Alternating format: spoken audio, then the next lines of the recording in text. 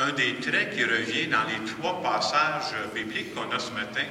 Vous remarquerez que dans ces trois lectures-là, il n'y a pas aucune personne qui est condamnée. Il n'y a pas aucune personne qu'on enferme dans son passé ou dans son erreur. D'abord, dans la première lecture, c'est tiré du prophète Isaïe.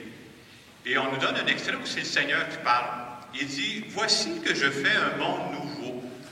Il germe déjà, ne le voyez-vous pas. » Et une des grandes forces du prophète Isaïe, c'est qu'il avait les yeux assez clairs pour se rendre compte que Dieu travaillait le cœur des gens.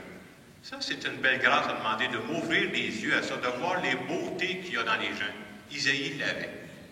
Dans la deuxième lecture, c'est Saint Paul. Puis Saint Paul, on connaît son histoire, c'est quelqu'un qui a fait des gaffes dans son passé. Et Saint Paul va être capable de dire, oubliant ce qui est en arrière, lancé vers l'avant, je cours vers le but afin de remporter le prix auquel Dieu nous appelle. Saint Paul, malgré ses erreurs passées, était convaincu que Dieu avait prévu un bel avenir pour lui.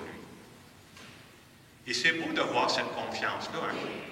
Autrement dit, à travers toutes ces lectures, on veut nous montrer que le Dieu de Jésus-Christ, ce n'est pas un Dieu qui nous enferme dans nos gaffes.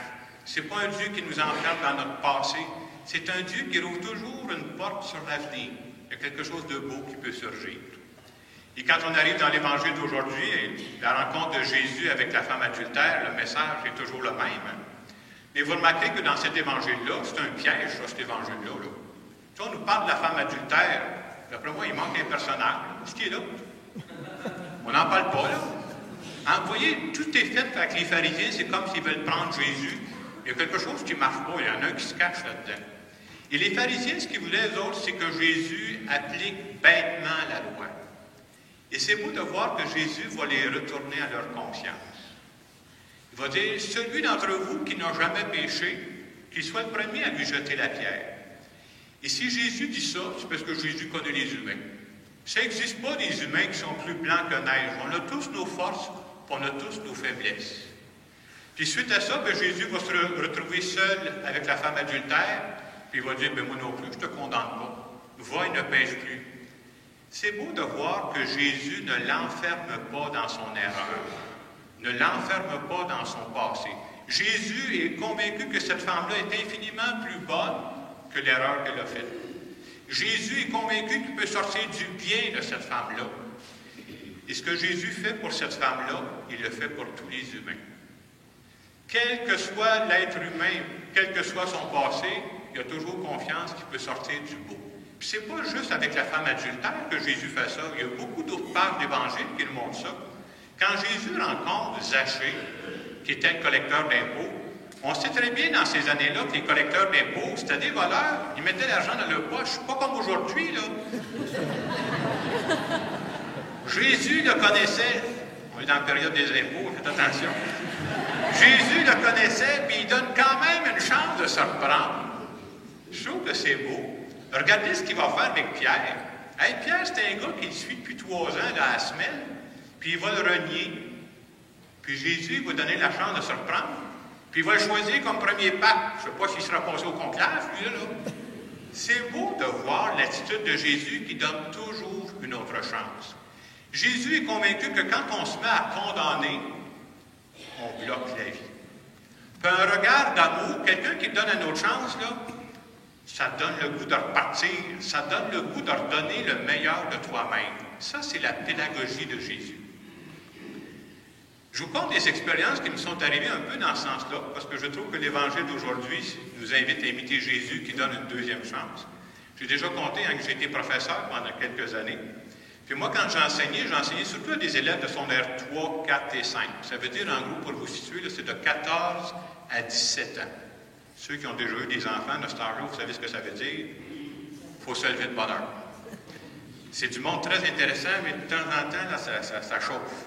Alors, je me souviens que parfois, j'enseignais, puis il y en avait là-dedans qui venaient de temps en temps déranger le groupe. Des fois, je m'en voulais, puis j'arrivais à se faire dire, là, j'ai perdu patience. On s'en veut de vous, dans le je revenais chez nous, c'est moi l'éducateur, c'est moi qui ai donné l'exemple, puis j'ai perdu patience, puis je le regrettais. Avec le temps, j'avais développé une méthode qui m'a servi beaucoup. Alors, quand j'avais un élève comme ça qui répétait, souvent c'est les mêmes choses qui reviennent, hein. Il répétait, puis là, je chantais, que ça répétait en dedans de moi aussi, ce qui s'en venait, là. Je disais, toi, là, je te rencontre, on va se rencontrer là, demain midi. Viens sur l'heure du midi, on va se parler. J'ai trouvé que cette méthode-là avait deux avantages. Entre le moment où c'est arrivé et le lendemain midi, moi, j'avais le temps de me dégrinquer. J'avais le temps de me calmer. Je devenais plus zen, plus calme. Puis l'élève, lui, il avait le temps de réfléchir, qu'est-ce qu'il va me dire, comment il va me recevoir, comment ça va arriver. Et ça marchait presque toujours de la même façon. Je le rencontrais, je revenais sur son comportement, puis je disais, tu sais, je peux te punir, là. On appelle ça des conséquences. Je ne le ferai pas. Je te donne un autre chance, mais montre-moi ta bonne volonté, par exemple. Je ne vous dis pas que c'était miraculeux, mais dans beaucoup de cas, c'était très, très bon. Parce que j'ai vu des changements chez des élèves. C'est comme si l'élève se rendait compte, oui, j'ai fait une gaffe, mais il ne m'a pas mis dans le tiroir. Il ne m'a pas bloqué l'avenir. Il me donne une chance de me reprendre. Et ça fait tellement du bien quand on a quelqu'un devant nous qui nous donne cette chance-là. La miséricorde, le pardon, c'est tellement important. C'est ce qu'on veut nous dire ce matin. Ça me faisait penser au tout début du Concile Vatican II. Celui qui était pape, c'était le vieux pape Jean XXIII. Et le vieux pape Jean XXIII avait dit à ce moment-là, aujourd'hui, l'Église choisit plutôt le remède de la miséricorde plutôt que les armes de la sévérité. Le bon pape Jean XXIII avait compris que si on tapait sur la tête des gens, ça ne les ferait pas beaucoup progresser. Que les gens avaient besoin d'entendre une parole de miséricorde, de bonté, et c'est ça qui fait grandir le monde. Vous savez, des fois, on dit à des personnes, toi, là, tu n'as pas d'avenir. Ça arrive, ça. Ou on croit qu'il n'y a plus d'avenir. Et des fois, on croit la même chose pour certaines organisations, certains groupes. Si vous écoutez les médias présentement, vous allez voir que beaucoup de journalistes qui vont dire, l'Église, là, c'est fini. Ça n'a plus d'avenir, ça, cette affaire-là. Et cette semaine, on a vécu un événement quand même assez spécial. Je ne sais pas si vous avez suivi ça un petit peu à la télévision, avec l'élection du nouveau pape. Vous savez comment ça marche? Il y a plein de journalistes, il y avait des milliers de journalistes, puis d'autres, ils suivent ça comme si c'était la politique, là. Ils ont leur liste, là, c'est numéro 1, 2, 3, puis ça va sortir là, d'un 10 premiers, c'est sûr. Celui qui arrive, il n'est même pas d'un 10 premiers. Ils sont des milliers, là. Et celui qui était choisi pape, le pape François, c'est quelqu'un qui était archevêque. C'est la première fois qu'on a quelqu'un qui vient d'Amérique latine, là. Il est archevêque. Puis lui, c'est un homme qui est très sensible aux pauvres. Et vous savez, des gens qui parlent de ces pauvres, il y en a pas mal. Mais lui, il ne fait pas juste parler sur les pauvres. Il vivait pauvrement. Ça, moi, ça m'impressionne. Lui, il dit, je ne reste plus dans mon archevêché, je m'en vais dans un petit logement, je vais vivre simplement. Je vais lâcher mon auto, je vais me promener en métro ou en autobus. Aïe. C'est lui qu'on choisit comme pape. Puis après ça, il dit, moi, ce qui est important, c'est la simplicité. Puis il dit, pour le montrer, puis je vais choisir de m'appeler François, comme François d'Assise. Quand on connaît l'histoire de François d'Assise venait d'une famille pas riche, extrêmement riche. Puis à un moment donné, il dit, c'est pas ça ma vie à moi. J'écoutais tout ça. Puis des fois, on écoute des textes, puis on dit, l'Esprit Saint a travaillé il y a 2000 ans. Je me dis, ça se peut-tu? Je ne sais pas si vous croyez à ça, moi j'y crois. Que l'Esprit Saint veut encore nous parler aujourd'hui. Ça se peut-tu qu'il vient défaire nos plans que nous autres, on avait tous planifiés? C'est comme l'Esprit Saint voulait nous dire, vous autres, les chrétiens, les chrétiennes, vous voulez avoir de l'avenir? Bien, revenez à la simplicité. Développez le souci des petits et des pauvres.